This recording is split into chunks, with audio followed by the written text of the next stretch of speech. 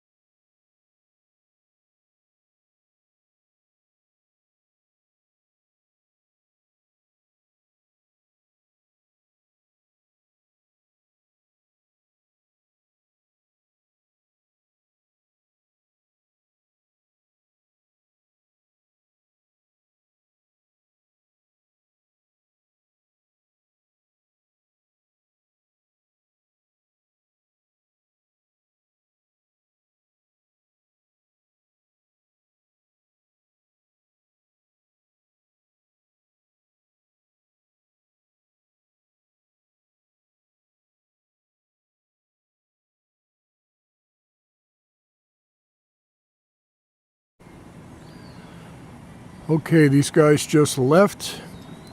It's 3:30 in the afternoon. They got here about 10 a.m.